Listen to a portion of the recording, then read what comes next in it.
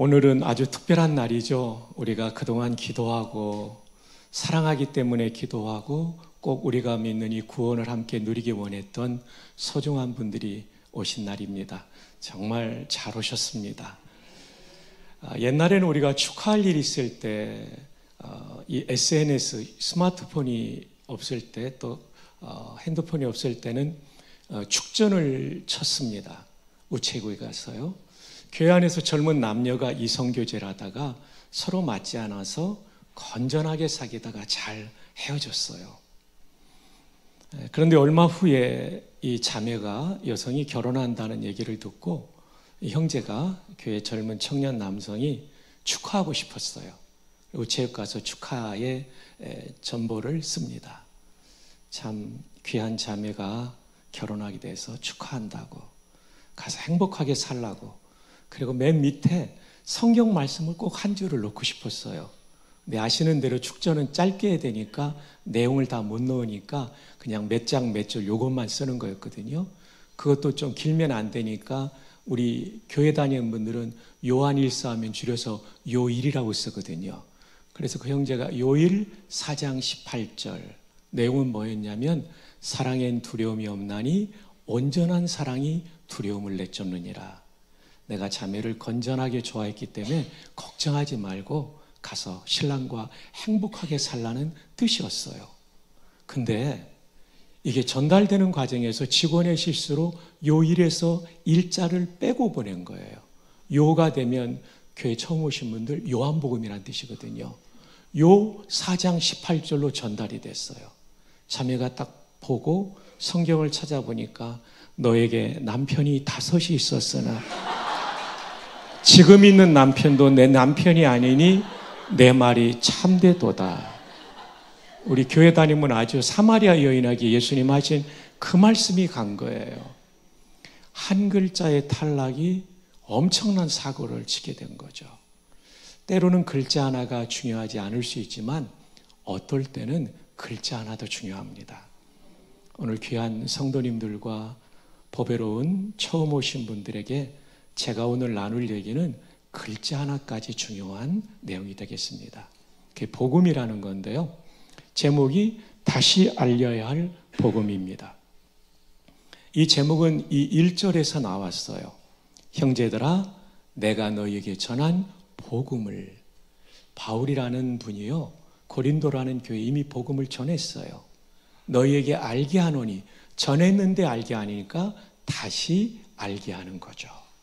그만큼 중요해서 우리 학교 다닐 때 중요한 건 선생님이 반복하잖아요. 지금 반복하고 있는 겁니다. 참, 그럼 이렇게 중요한 복음이라는 말의 뜻은 뭘까? 또 어떤 기독교를 좀 비판하는 분들은 복음이라고 말하는데 절대 복음이 아닙니다. 이건 그런 아주 낮은 그런 내용이 아니고 중요한 거예요. 우리말에 복복자, 소리음 또는 소식음이라고 하죠. 그래서 복된 소식입니다. 영어로는 good news라는 두 단어를 쓸 때도 있지만 한 단어로는 gospel 또는 gospel이라고 합니다. 이 단어는 고대 영어의 두 단어의 합성어입니다. god가 우리 교회 안 다니는 분도 아시죠? 신이라는 뜻인데 옛날 고대 영어에서는 복되다, 좋다라는 뜻이 있었어요. 여기에 D를 빼고 스펠은 여러분 잘 아시는 알파벳 철자를 말하지만 이야기, 소식이라는 뜻도 있었습니다. 그래서 복된 소식인데 god의 D를 탈락시키고 스펠의 더블 L 중에 하나의 L을 탈락시켜서 합해 놓으니까 가스풀입니다. 그 뜻은 복된 소식이죠. 신약 성경에 기록된 언어는 AD 1세기의 세계 공용어, 유럽의 공용어는 그리스 말이었어요. 그래서 이 공용어로 쓰여졌습니다. 지금은 영어가 공용어죠. 그리스 말.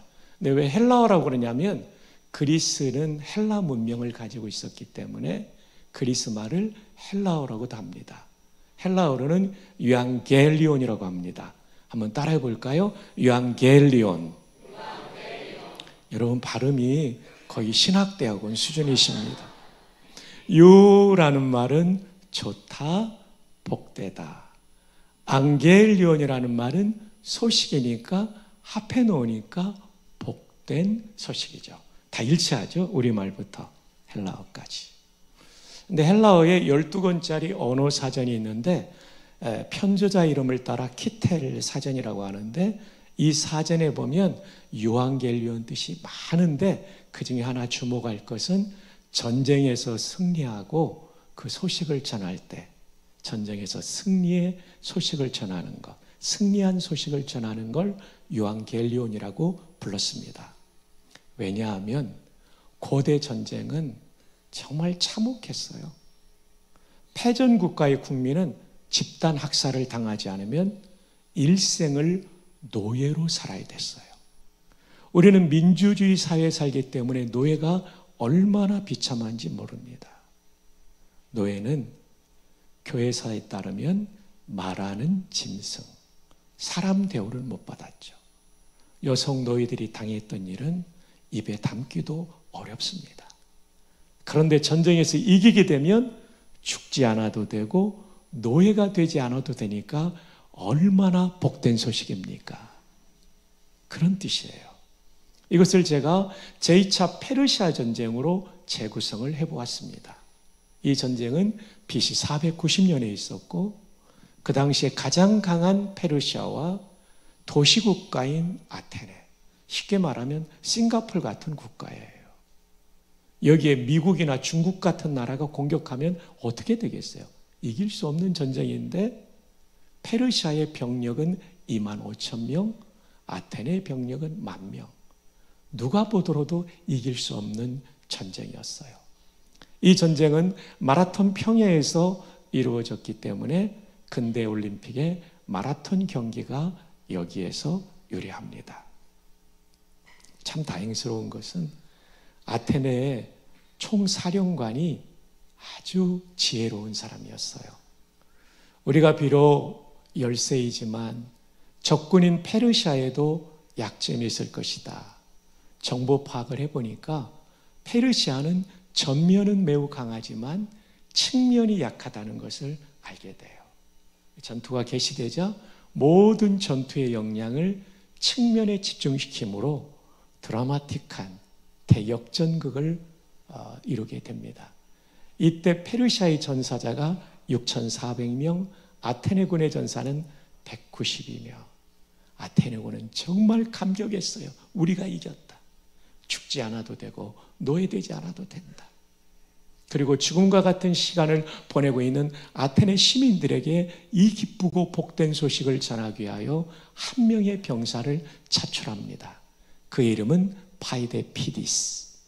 42km, 약 42km를 논스톱으로 달려가 그는 아마도 이렇게 외쳤을 것입니다. 카이레테 유앙겔리온 유앙겔리온 아데나이 에니케산. 우리말로 하면 기뻐하라, 복음이다, 복음이다, 아테네가 이겼다. 아테네 시민들은 여러분처럼 조용하지는 않았을 겁니다. 죽지 않아도 되고 노예되지도 않는데 아마 열광하지 않았을까요? 환호하고. 여러분, 이 말씀을 이해하려면 그 감정을 여러분이 이해해야 되기 때문에 여러분에게 기회를 드릴 텐데요. 제가 한번 헬라어로 마지막 단어까지 외치면 여러분이 환호를 지르며 한번 손뼉을 치며 기뻐해 주시면 좋을 텐데, 준비됐나요? 훌륭한 주일학교 선생님들 고맙습니다. 카이레테 유앙겔리온 유앙겔리온 아데나이 에니케산. 고맙습니다. 정말 여러분 귀하신 분입니다. 이렇게 외부 강사를 도와주시는 여러분들 너무 고맙습니다.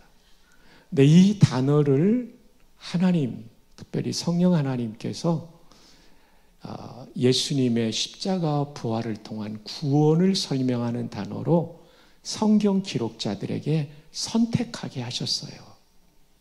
왜냐하면 예수님의 십자가와 부활은 우리가 영원히 죽지 않는 존재로 만들어준 일이며 마귀의 노예가 되어서 쾌락과 타락의 길을 걸어가지 않고 잘못된 길을 걸어가지 않는 성령님 안에 있는, 하나님 안에 있는 자유인으로 만들어 주었기 때문입니다. 복음이란 죽지 않아도 되고 노예되지 않는다는 뜻인데, 이것이 성경에서는 십자가와 부활로 말미암은 죽지 않는 존재가 되는 것, 그 다음에 마귀의 노예가 되지 않는 성령 안에 있는 자유인이 된다는 뜻입니다. 자, 그럼 복음의 기능은 무엇일까요? 먼저 신앙의 기초입니다. 1절을 함께 읽읍시다. 시작. 형제들아, 네. 자, 복음을 알게 하는데 이는, 이 복음이 뭐냐? 너희가 받은 것이요. 맞습니다. 저 예배당 문을 열고 들어오는 사람이 제일 먼저 받아야 될 게 복음입니다. 오늘 처음 오신 분들이 꼭 이걸 받으셔야 되고, 그동안 예배를 드렸지만 아직 받지 않은 분이 있다면 오늘 꼭 받아야 돼요. 또 그 가운데 선 것이다. 기초죠. 오늘 우리가 이 예배당에 편안하게 또 평안하게 앉을 수 있는 것은 이 기초가 튼튼하기 때문이죠. 마찬가지로 신앙에도 기초가 있는데 복음입니다. 이 복음이 흔들리면 이단 앞에 무너지고요, 시련 앞에 무너져요. 그러나 시련이 제 아무리 크다 할지라도 복음의 가치는 훨씬 더 귀한 것이기 때문에 복음을 아는 사람은 주기철 목사님처럼, 베드로처럼 목숨 걸고 이 복음을 지키는 거죠. 코로나19 이후에 아직도 예배당에 나오지 않고 있는 분들은 정말 복음을 알고 있는가 묻지 않을 수가 없는 것이죠. 두 번째로는 구원의 근거입니다. 함께 읽어요. 시작. 너희가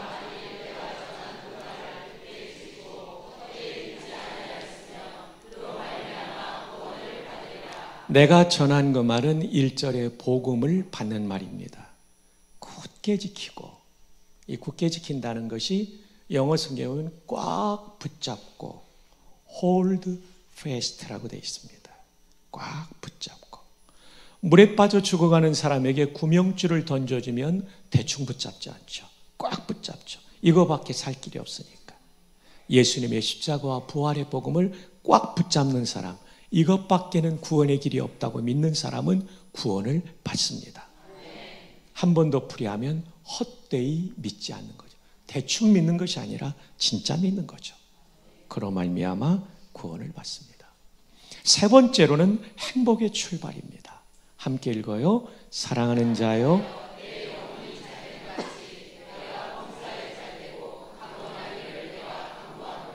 복음은 놀랍습니다. 우리에게 하나님의 자녀됨, 아니 그 이전에 속죄와 하나님의 자녀됨과 영생의 은혜를 주실 뿐만 아니라 이 땅에서도 내 인생이 의미 있게 쓰임받게 해주십니다. 오늘 처음 나오신 분들은 부담들이 있을 거예요. 나는 불교신자인데. 저도 불교신자였습니다. 그런데 1968년도 저희 집이 크리스마스 때 다 개종하고 예수님 믿게 됐어요. 그런데 예수님 믿고 10년, 20년이 지나도 저희 집의 형편은 나아지진 않았어요. 30년이 지나면서 저희 가정에 은혜를 주시고, 지금 제가 서 있는 총장의 자리는 제가 생각하지도 못했던 것까지 인도해 주셨어요. 오늘 이 자리에 처음 오신 분 가운데 종교 바꾸면 벌 받는다는데 절대 그렇지 않습니다. 하나님이 가장 큰 분이시기 때문에 하나님이 여러분을 보호해 주실 줄 믿습니다. 100여 년 전에 평안부터 선천은 기독교인이 많았는데 외곽의 곽부라는 마을에 무당이 한 분 살고 있었습니다. 자기 집 앞에 이렇게 앉아 있는데 예수 믿는 사람들이 지나가면서 전도하는 거예요. 어이 백무당, 자식들 망하게 하는 짓 그만두고 예수 믿고 천당 가시오. 무당이 전도받으니까 얼마나 기분 나빴겠어요.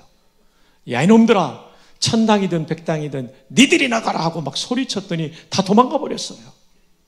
근데 밤에 잠을 자는데 이 소리가 계속 들려오니까 잠을 못 자요.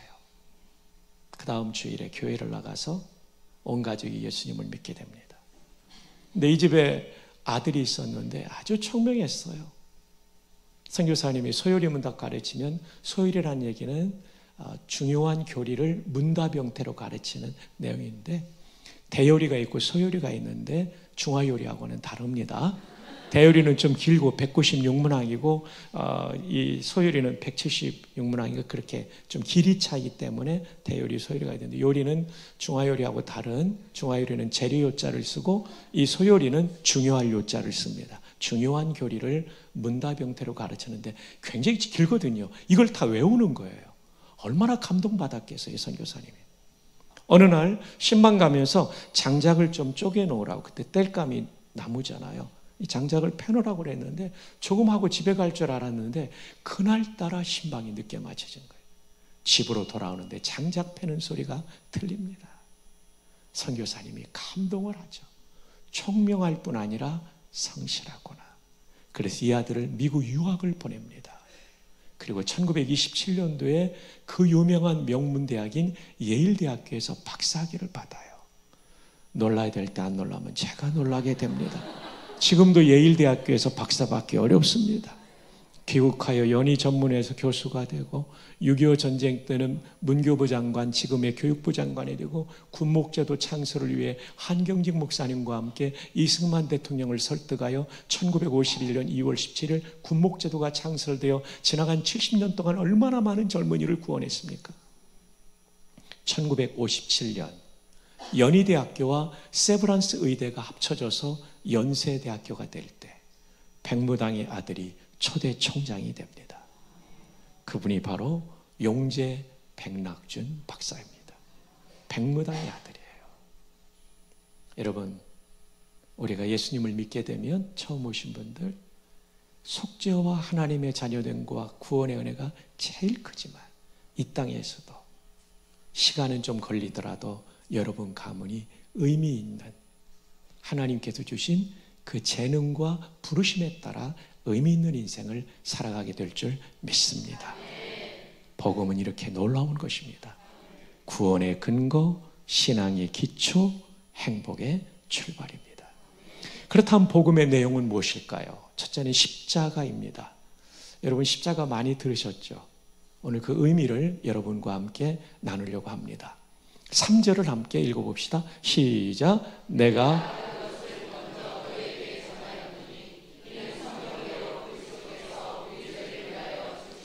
자, 내가 받은 것, 이게 3절이고요. 2절에서는 내가 전한 것, 1절에서는 복음.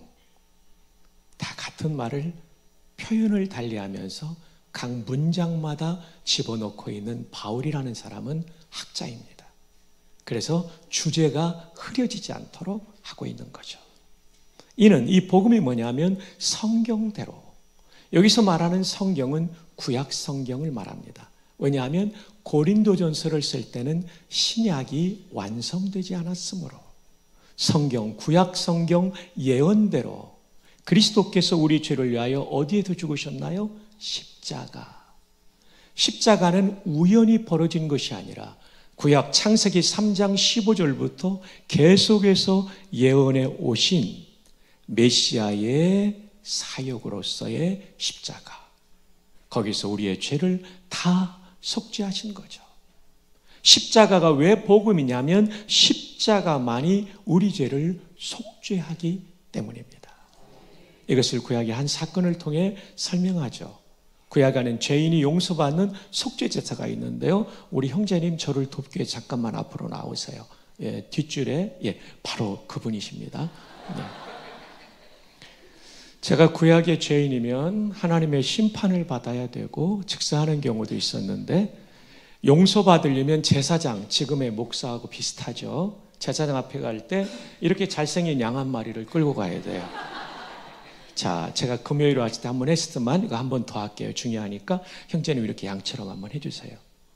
네, 고개도 좀 숙이세요. 네. 형제님이 그래도 비교적 젊어서 나이 든 분 모시기에 미안해서 모셨어요. 제일 먼저 두 손을 포개서 기도하는 겁니다. 죄인이 양의 머리에 하나님 저의 이 죄는 심판을 받아 마땅하지만 하나님이 대신 속죄하는 제물을 받으시고 용서하시기로 약속하셨기에 회개합니다. 용서해 주세요라고 기도하면 박성규의 죄가 이 양한테 가요. 두 번째 양을 잡습니다. 목을 치고 조각조각을 냅니다. 이제 쓰러져야 됩니다. 죽은 거니까. 완전히 머리까지 돼서요. 너무 잘하셨어요. 아직 일어나면 안 돼요. 그렇게 빨리 끝나는 게 아니에요. 저 대신 처벌받은 거죠. 그리고 이 양을 번제단 위에 올려놓고 지옥불 같은 맹렬한 불로 태우면 얼마 지나지 않아 양이 다 타서 없어집니다. 이때 제사장은 선언합니다. 당신의 죄는 대속제물의 죽음을 통해 이제 속죄 받았습니다. 평안히 가십시오. 근데 이 속죄제사에 문제가 있어요. 죄인은 사람인데 대신 속죄하는 제물은 동물입니다. 값이 같지가 않아요. 완전 거래가 아니에요. 사람이 죄를 지었으면 누가 대신 죽어야 완전 속죄가 됩니까? 사람이. 어떤 사람이요? 죄가 하나도 없는 사람이. 가만히 있어요. 지금 죽은 건데 움직이면 안 돼. 근데 모든 사람이 죄를 범하였기 때문에 대신 죽어줄 놈도 없고 연도 없어요. 그래서 하나님이 자기 아들을 완전한 인간, 죄 없는 인간으로 보내주신 거죠. 그래서 AD 325년에 니케아 신조에 보면 예수님은 100% 하나님, 100% 참 인간. 그래서 우리의 대속제물이 될 수 있다. 그래서 세례와는 예수님을 보자마자 보라, 세상 죄를 지고 가는 누구의 어린 양입니까? 하나님의 어린 양. 사람이 준비한 양은 동물이고 하나님이 준비한 양은 사람이죠. 죄 없는 완전한 사람. 그래서 그분은 십자가에서 돌아가시면서 다 이루었다. 구원을 다 이루었다는 뜻입니다. 속죄를 다 이루었다는 뜻입니다. 근데 이 헬라어는 죄값을 다 지불했다는 뜻입니다. 왜냐하면 그분은 완전한 인간이기 때문에. 형제가 오늘 예수님의 십자가의 죽음을 한번 보여준 것입니다. 이제 일어나세요. 너무 수고하셨기 때문에 제가 커피값을 좀 드리도록 하겠습니다. 감사합니다. 고마워요. 들어가십시오. 이 속죄제사는 예수님의 십자가를 완벽하게 보여주는 거죠. 거기서 저와 여러분의 죄값이 다 치러졌습니다. 헬라어로 테텔레스타이라는 완료수동태는 물건값을 완불할 때 쓰는 말이에요. 예수님이 테텔레스타이를 외쳤다는 얘기는 저와 여러분의 죄값이 완불됐다는 뜻임을 믿으시기 바랍니다. 대부분의 종교는 인간이 수행을 통해 속죄받는다고 그래요. 아닙니다. 성철 스님, 한국 불교의 가장 존경받는 스님이었습니다. 이분은요 20년 동안 이 속죄를 위해서 생식만 드셨어요. 익히지 않은 거. 10년은 앉아서 주무셨어요. 장좌 불화. 오래 앉아있고 앉을 자자 불화. 누울 와자 눕지 않았다는 거예요.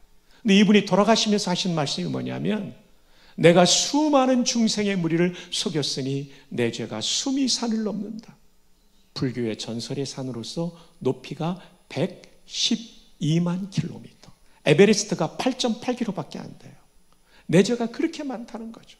이제 이 몸이 천갈래 만갈래 찢겨져서 아비규환의 무간지옥에 들어갈 것이다. 저는 이 글을 읽고 이게 그분의 돌아가실 때 하신 유언 곧 불교 용어로 열반성인데 뭐를 깨달았냐면 사람은 수행을 통해서 속죄받는 것이 아니라 자기 죄가 얼마나 큰지를 깨닫는 것이다. 지금 성철 스님의 증손자가 저희 총신대학교 신학과 3학년입니다. 성철 스님은 아들이 없었는데 수양 아들을 입적했는데 그 수양 아들의 손자죠. 그러니까 시간상 이거는 다음 기회에 말씀드릴게요. 동양 사람뿐만 아니라 서양 사람인 말틴 루터의 고민도 그랬습니다. 말틴 루터는 천주교의 신학 박사고 교수였고 수도사였습니다. 천주교의 고리는 십자가를 믿을 뿐만 아니라 인간의 수행과 고행이 더해져서 공로를 쌓아야 구원받는 공로주의 구원관입니다. 우리는 오직 십자가입니다. 그래서 그는 십자가를 믿을 뿐 아니라 어마어마한 고행을 했죠. 친구들이 뭐라고 그랬냐면 말틴 더 고행하면 건강해져. 말틴 노모어 이 말할 정도로. 그러나 그는 가슴 속에 속죄 은총을 깨닫지 못하죠. 그는 로마로 성지순례를 갔습니다. 수많은 선배들을 보며 실망하죠. 타락성 때문에. 그의 마지막 희망은 로마 시내 라테란이라는 지역에 있는 라테란 성당, 다른 말로 성 요한 성당, 제가 작년 4월에 가봤어요. 그 중앙 계단이 빌라도의 계단이라고 이름이 붙여졌는데 그 이유는 빌라도 총독의 관저에 있던 대리석 계단, 하얀색 계단이에요. 그걸 떼다가 붙여놨어요. 26개의 계단. 그 계단에 예수님은 서서 총독 빌라도에게 신문을 받으셨죠. 그 계단은 거룩한 계단이기 때문에, 산타 스칼라, 거룩한 계단이기 때문에 무릎으로 기어 올라가면 속죄받는다. 해봤는데요, 아니었어요. 그는 실망하고 독일로 다시 돌아와 성경을 연구하면서 사람이 어렵게 되는 것은 율법을 지키는 인간의 공로로 되는 것이 아니라 십자가로 되는 줄 믿노라.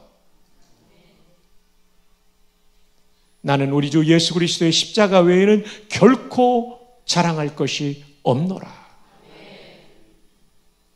유대인은 표적을 구하고 헬라인은 지혜를 찾으나 나는 십자가에 못 박힌 그리스도를 믿노라. 이 말씀들을 통하여 오직 십자가 은혜로 구원받는 걸 깨닫고 믿게 된 것이죠.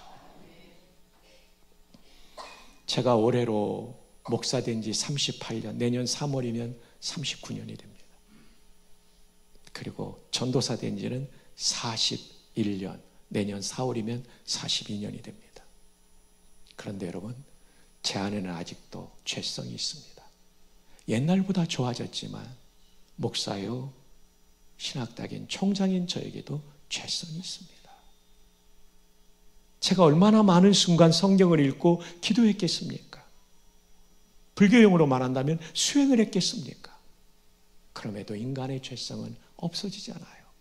저는 성철 스님이 매우 정직했다라고 봅니다. 20년 생식을 드시고 10년 장잡을 하라 해도 죄성은 없어지지 않는 거예요. 그래서 예레미야라고 하는 성경에 13장 23절에 오면 구스인이 그 피부를 표범이 그 반점을 변할 수 있느뇨 할 수 있을진데 악에 익숙한 너희도 선을 행할 수 있으리라. 구스인은 아프리카 에티오피아 사람을 말해요. 그 검은 피부를 변할 수 있습니까? 아닙니다. 표범의 반점을 없앨 수 있습니까? 절대 불가합니다. 그것이 가능하다면 죄에 익숙한 너희도 선을 행할 수 있으리라. 우리가 성령의 지배를 받아 요만큼 살고 있지만 그래도 우리 안에 있는 죄성은 여전히 있습니다. 죽는 날까지. 인간의 고행과 수행으로 속죄받는 것이 아니라 오직 십자가의 은혜로 속죄받음을 믿으시기를 바랍니다. 제가 97년도에 처음 미국 갔어요. 군목 시절에. 미 국방성, 미 육군사관학교 등을 방문했는데요. 뉴욕에 하루 투어하는데 뉴욕 시내에 5분 이상 엔진 켜놓고 있으면 벌금이 $3,000에서 깜짝 놀랐어요. 97년도에 $3,000 얼마입니까? 이미 대기 오염 문제 때문에 그랬던 거죠. 그때 제가 느낀 건 미국 살려면 미국 법을 지켜야 되고 한국 살려면 한국 법을 지켜야 되고 북한 살려면 살기 힘들죠. 북한 법을 지켜야 됩니다. 그럼 여러분 천국 살려면 어떤 법을 지켜야 돼요? 천국법. 그게 바로 십자가의 법입니다. 대신 속죄의 법입니다. 믿으시면 아멘. 두 번째 복음의 내용은 부활입니다. 예수님께서 사흘 만에 다시 붙자에 살활자 부활하셨습니다. 이 부활은 우리에게 어떤 의미가 있습니까? 예수님의 부활은 잠자는 자들의 첫 열매, 가을의 유실수의 첫 열매가 하나 맺히면 우리는 알죠. 수많은 열매가 이어서 맺힐 것이라는 사실을.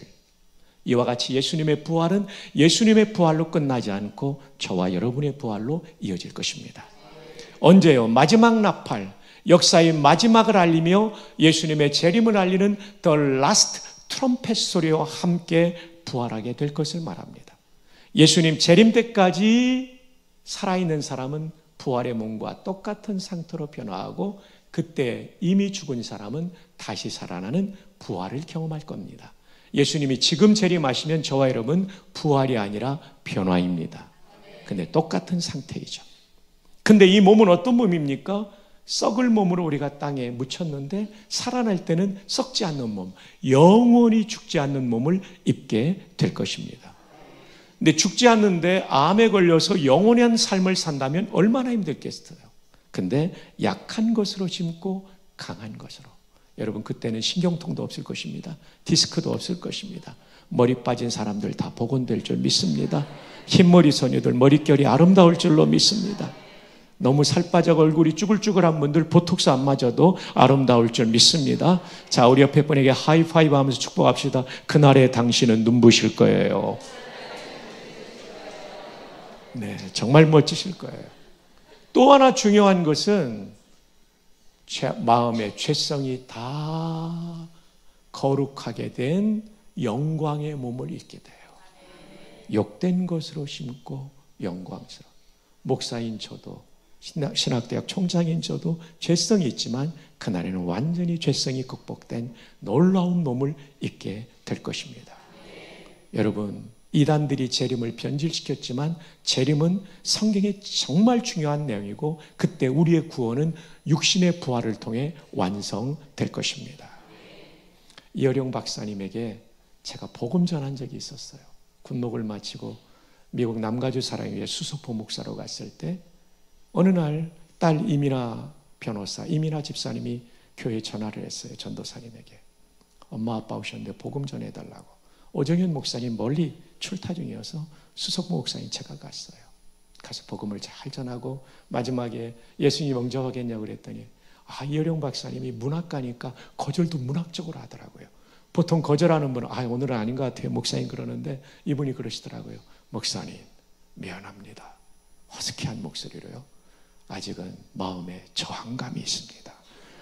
22년이 지났는데 아직도 그게 기억납니다.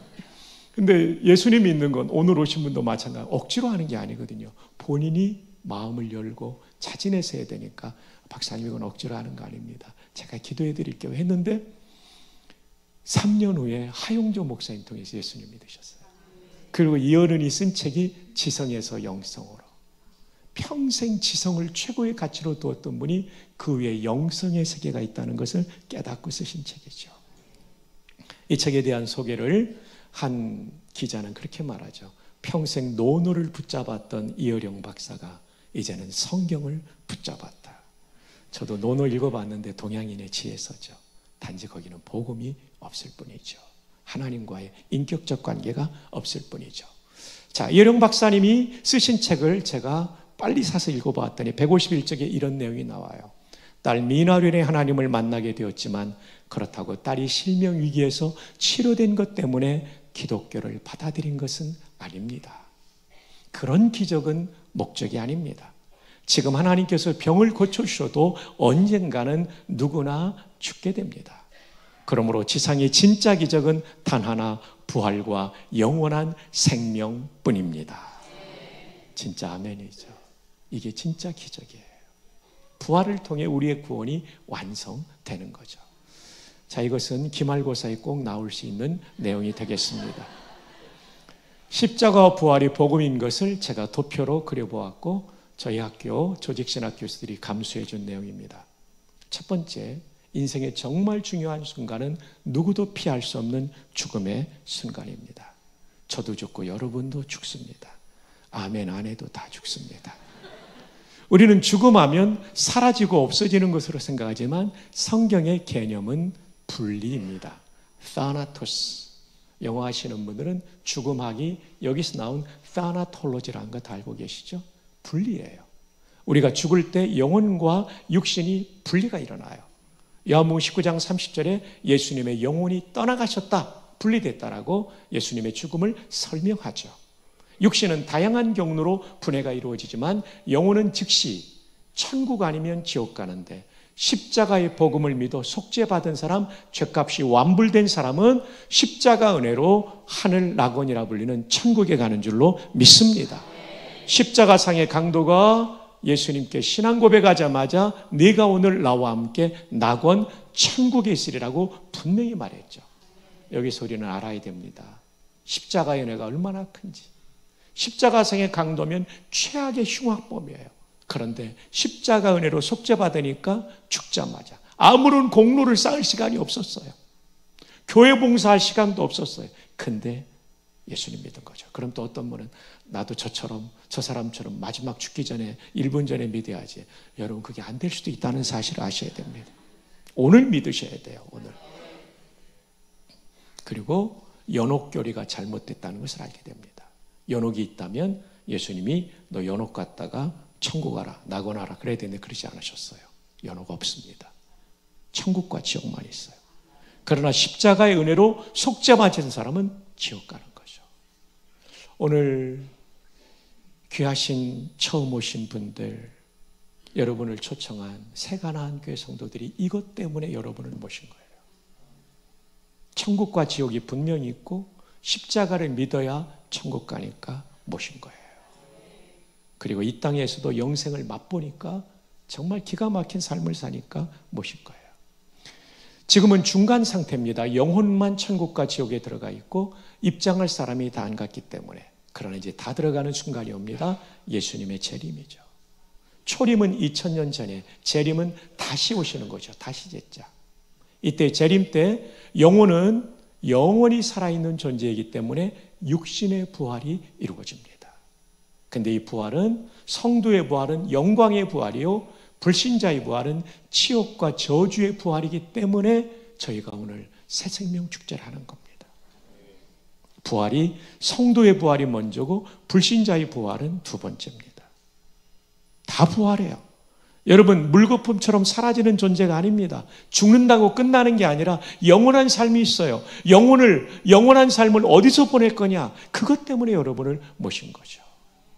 그리고 최후 심판이 벌어지는데 목사인 저를 포함한 모두가 심판대 앞에 서요. 마귀는 고발할 거예요. 하나님, 저 박성규가 목사도 총장도 지냈지만 얼마나 나쁜 놈인지 압니까? 저의 죄의 리스트를, 일생의 죄를 다 고발할 거예요. 저는 사실이기 때문에 고개를 떨구겠죠. 그때 예수님이 나서시죠. 하나님 아버지, 제가 십자가에서 박성규의 죄를 다 속죄했습니다. 테텔레스타에 완불했습니다. 이제 죄에 대한 면제가 이루어졌고 박성규는 그 어려운 가운데도 이런 충성을 했기 때문에 이 상을 주셔야 마땅합니다. 성경 말씀대로 각 사람이 행한 대로 보응한다. 보응한다는 건 갚아준다는 거예요. 충성과 헌신에 대한 갚아주는 게 있어요. 찬양대원들 갚아주는 게 있다는 것입니다. 네. 주일학교 선생님들 갚아주는 게 있다는 거예요. 주차 봉사하는 분들 갚아주는 게 있다는 거예요. 그래서 우리는 영생을 하나님이 주시는 완전한 행복 가운데 날마다 새로운 기가 막힌 행복을 누리게 될 거예요. 그러나 십자가 복음으로 속죄받지 못한 사람은 마귀의 고발 앞에 자기의 죄를 뒤집어 쓰고 죄의 양에 따라 형벌의 양이 결정된 심판과 저주의 영원한 벌의 삶을 살게 되는 거죠. 자, 이제 사진 찍으셔도 됩니다. 오늘 처음 오신 분들, 제가 전해드리는 복음이 십자가와 부활인 이유를 다시 한번 보십시오. 십자가를 믿으면 이 땅에서도 좁은 길을 걸으며 밤낮 기뻐하는 행복을, 영생을 맛볼 뿐만 아니라 죽는 순간 가는 곳이 달라요. 그리고 이 부활을 믿는 성도들에게는 죽음 이후에 예수님 재림 때 우리가 영생의 부활을 하는 거예요. 완전한 몸, 정말 멋진 몸, 그리고 완전히 거룩해진 몸을 가지고 텔레비전이 그 바뀌는 것보다도 훨씬 프로그램이 바뀌는 것, 드라마틱한 기쁨을 하나님이 우리에게 주실 줄로 믿습니다. 자, 그러면 네 번째, 복음에 합당한 삶은 무엇일까요? 첫 번째가 복음의 뜻, 두 번째가 복음의 기능, 그 다음 복음의 세 번째가 내용, 마지막 복음에 합당한 삶. 오늘 이 복음을, 십자가 부활을 나를 위한 구원의 진리로 꼭 받아들여야 돼요. 받아들인 사람은 이 구원을 확신해야 돼요. 어떤 분들에게 지금 죽어도 천국 갑니까? 그러면 목사님, 그걸 제가 어떻게 알아요? 죽어봐야 알죠. 아니에요. 하나님은 그렇게 하지 않으세요. 요한일서 5장 13절에 성경 기록의 목적 중에 하나가 내가 하나님의 아들의 이름을 믿는 너희에게 이것을 쓰는 것은 너희로 하여금 너희에게, 한번 따라할까요? 영생이 있음을 알게 하려 함이라. 영생은 구원의 동의어이기 때문에 구원을 알고 확신하게 하려고 성경을 주셨어요. 그러면 성경 어디 말씀이 확신을 줍니까? 너무나 많죠. 그러나 그 중에 하나가 오늘 담임 목사님께서 예배를 시작하며 함께 이렇게 기도할 때 읽으셨던 말씀. 하나님이 세상을 이처럼 사랑하사 이는 그를 믿는 자마다 지옥에서 멸망하지 않고 천국에서 영생을 얻게 하려 하심이라. 예수님을 구주로 믿는 자는 영생 얻는다고 약속했으니까 그걸 믿는 게 확신입니다. 영국의 외과 의사 출신의 유명한 목사님 마르틴 로이드 존스 목사님은 그의 로마서 강해에서 8장 3절과 4절 부분에 이렇게 말합니다. 구원의 확신이 없어도 예수 믿으면 천국 간다. 그러나 구원의 확신이 있을 때만 기쁘고 행복하게 일생 신앙생활 할 수 있다. 우리 이 확신을 꼭 가지기를 바랍니다. 오늘 유월절에 대한 찬양을 앞부분에 했는데요. 구약의 유월절이라는 절기는 넘어갈 유자에 넘을 월이라는 넘어가는 절기입니다. 뭐가 넘어가냐면 하나님의 저주와 심판이 넘어가는 절기가 유월절입니다. 이것이 이집트에서 그 백성을 구원할 때 하나님이 쓴 방식이었어요. 파라오가 듣지 않으니까 마지막 10번째 결정적인 재앙을 보내죠. 그것은 모든 처음 난 것을 이집트 전체를 대표해서 죽게 하는 심판이었어요. 살 수 있는 유일한 방법은 아까 우리 형제가 저 대신 죽은 것처럼 속죄양을 잡아서 집의 상징인 대문 문틀에 좌우 설주와 인방, 이 문틀의 왼쪽과 오른쪽과 위에 여기에 피를 바르면 죽음의 천사가 이 집을 건너뛰었기 때문에 유월절이에요. 그럼 문지방을 왜 안 발랐을까요? 고 김희보 박사님은 문지방에서 양을 잡았기 때문이랍니다. 그러니까 문틀 전체가 속죄양의 피로 넘어 있었죠. 자, 이월절을 이해하기 위해서 우리 함께 BC 1440년으로 시간여행을 떠나봅시다. 준비됐나요? 네, 됐어요. 좋습니다. 드디어 이집트의 거리를 걷다가 첫 번째 집에 도달했습니다. 창문을 통하여 아빠와 아들의 이야기가 들려옵니다. 아빠, 오늘 히브리 하나님이 이집트를 심판하시는데 장남을 치신대요. 저 장남인데 양의 피를 발랐나요? 아니, 아빠 어떻게 나 죽는데? 야 이놈아, 내가 이집트의 합참의장인데 누가 내 아들을 죽여? 살았을까요? 죽었을까요? 죽었습니다. 잘 따라오고 있어요. 두 번째 집으로 갔어요. 아빠 양의 피를 발라야 산다는데 바르셨나요? 발랐지. 아빠 고마워요. 그럼 저 살겠네요. 글쎄 나도 잘 모르겠어. 내일 아침 돼봐야 알겠는데 이 아들 살았을까요? 죽었을까요? 피를 발랐으니까 살았는데 불안한 밤을 보낸 거죠. 마지막 세 번째 집으로 갑니다. 자매님 가서 아빠 양의 피를 발라야 샀는데 바르셨나요? 발랐지. 아빠 고마워요. 저 살겠네요. 그럼 아들아, 하나님은 정말 약속 잘 지켜. 너 분명히 산다. 잘 자. 이 아들 살았을까요? 죽었을까요? 살기도 하고 평안한 밤을 보냈겠죠. 인류는 세 종류의 사람이 존재합니다. 예수 그리스도의 십자가 은혜 없이 구원받는다는 착각 속에 사는 사람, 십자가의 복음을 받았지만 의심 가운데 구원은 받지만 일생 불안하게 사는 사람, 세 번째 구원받고 확신해서 일생 평안하고 기쁘게 사는 사람. 여러분은 몇 번입니까? 네. 2번에 계신 분은 손들라고 안 할 테니까 조용히 3번으로 가시기 바라고요. 오늘 처음 오신 1번은 오늘 어디까지 가야 되죠? 3번까지 가시면 좋겠습니다. 구원의 은혜는 정말 큰 은혜입니다. 사람이 사람을 위해 죽어줘도 너무나 고마워 일생 갚는데 하나님이신 그분이 나를 위해 죽어주신 은혜에 감사하게 하여 보답하는 일생을 우리는 살아가야 될 것입니다. 결론입니다. 오늘 말씀의 제목은 다시 알려야 할 복음입니다. 복음이 너무나 중요하기 때문에 다시 알려야 하고 배우고 구원받고 확신해야 됩니다. 복음은 세상에서 가장 복된 소식, 죽지 않아도 되고 노예되지 않는 소식. 그것은 십자가와 부활을 통해서 주어진 은혜입니다. 우리 모두 복음을 믿어 구원받고 그 은혜에 보답하는 일생을 살아가기를 주님의 이름으로 축복합니다. 우리 함께 기도합시다. 네, 하나님께 영광 돌립니다. 조용히 기도하는 이 시간, 제가 전해드리는 말씀에 귀를 기울여 주십시오. 목사님, 오늘 목사님의 말씀을 듣고 보니까 이 복음이 나를 구원하는 진리인데 제가 이 진리를 꼭 붙잡고 싶습니다. 저를 위해 기도해 주십시오. 이 소원이 있다면 손을 한번 번쩍 들었다가 내려주시기를 바랍니다. 제가 1987년도에 예, 감사합니다. 모두 눈을 감고 기도하는 이 시간 하나님 앞에 반응하시면 됩니다. 조금 전에 손을 드신 분 제가 보았고 하나님도 보았습니다. 함께 우리 눈을 감고 제가 들려드리는 말씀에 귀를 기울이시고 세간한 교회 성도들은 초청되신 분들을 위해서 기도해 주십시오. 87년도 저는 군목으로 갔고 특공연대에서 공수 강화 훈련을 받다가 우리 부대원 5명이 숨졌습니다. 청평군인병원에서 저는 많이 울었습니다. 그때 느낀 많은 느낌 중에 하나, 인생은 내일을 알 수 없다. 아무리 젊어도. 맞습니다. 오늘 저 예배당 문을 열고 나가면 우리 앞에 무엇이 기다리는지 아무도 모릅니다. 인생을 살며 가장 중요한 준비는 복음 믿고 지금 죽어도 천국 가는 것입니다. 목사님, 제가 그런 마음이 있네요. 저를 위해 기도해 주세요. 그런 분이 있다면 조용히 손을 한번 번쩍 들었다가 내려주시기를 바랍니다. 고맙습니다. 예, 감사합니다. 고맙습니다. 감사합니다. 내리셔도 됩니다.